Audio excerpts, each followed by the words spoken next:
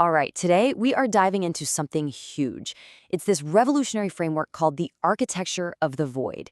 And get this, it's basically a whole new physics of meaning. We're talking about an idea that could completely flip how we see everything, from a simple chat with a friend to the very nature of truth itself. It's dense stuff, but it's incredible, so let's just jump right in. So here's the path we're going to take. First, we're going to tear down our old ideas about how language even works. That's the illusion of pointing. Then we'll explore the wild new territory this opens up, a landscape with holes. After that, we'll get into the literal, physical cost of telling the truth.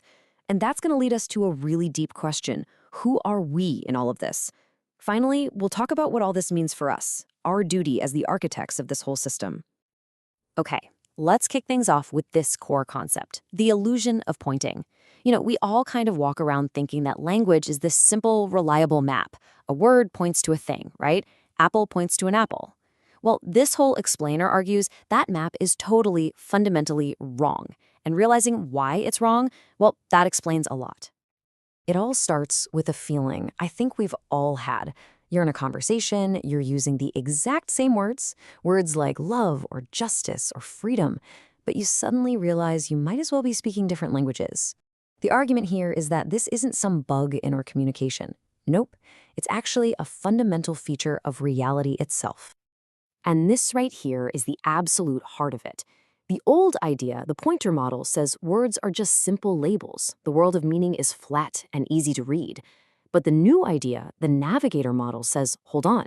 Words aren't labels. They're more like tools, a compass, a grappling hook, a map legend. We use them to navigate a super complex, curved landscape that's full of twists, turns, and obstacles. So, if our old flat map is useless, what does the real territory of meaning actually look like? This is where things get really, really interesting. The theory calls it a landscape with holes. The treatise calls this whole territory the site.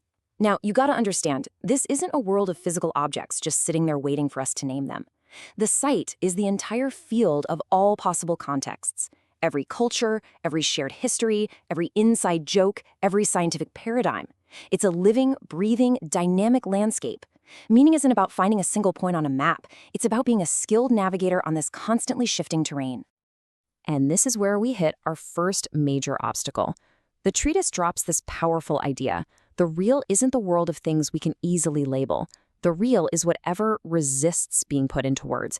It's that friction, that stubborn part of reality that just refuses to fit neatly into our symbolic systems. And there's a technical name for this resistance, an obstruction. Think of it as a structural hole punched right through the landscape of meaning. And this is crucial. It's not just a gap in our knowledge that we can fill with more data or a better theory. No, it's a permanent, unfixable feature of the territory itself. The hole is part of the landscape. So what does this mean? Well, you can't just pave over these holes. You can't pretend they're not there.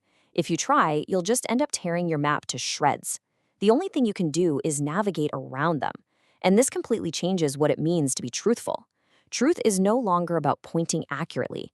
It becomes the art of skillful navigation, of honestly tracing the edges of these voids without falling in. Now, think about AI for a second. This has massive implications. When an LLM hallucinates and just makes stuff up, the argument is that this isn't just some random glitch. It's a structural necessity. The AI is essentially a flat map trying its best to represent a curved, hole-filled world. When it runs into one of these paradoxes, one of these holes it can't compute, it has no choice but to invent a fiction to pave right over it. This leads us to our next mind-bending idea, the high cost of truth. The theory argues that creating and maintaining meaning, distinguishing a clear signal from random noise, isn't just some abstract mental game. Oh no, it costs real physical energy. There's a literal physics to this stuff. And the best example of this comes from biology. It's absolutely brilliant. So in our DNA, a letter C can just naturally decay and turn into a letter U. Now you have a problem. Was that U intentional, or is it just noise? To solve this, biology does something incredible. It spends a little bit of extra energy to tack on a chemical tag, turning U into T, thymine. That extra cost is a proof of work. It makes the real signal completely unmistakable from the random noise of decay. Biology pays a tax for clarity. And this isn't just some neat metaphor. There's real physics to back it up. Now don't worry about the equation itself. The point is, this is a universal law. It shows that just to maintain one single bit of information, one clear yes or no, against the universe's natural tendency to descend into chaos, you have to spend a minimum amount of physical energy. Bottom line, truth has a metabolic cost. So this gives us two fundamental modes of communication. You've got uracil mode. This is cheap speech. It's lazy, it's just spitting out the most probable, lowest energy answer. It's the path of least resistance. Sound familiar? That's the native mode of large language models. Then you have thymine mode. This is rigorous speech. It pays the extra energetic price to check itself, to ensure consistency, to make damn sure it stands out from the noise. This is the mode of symbolic honesty. Okay, so if the world is a landscape of holes, and speaking the truth is metabolically expensive, where does that leave us?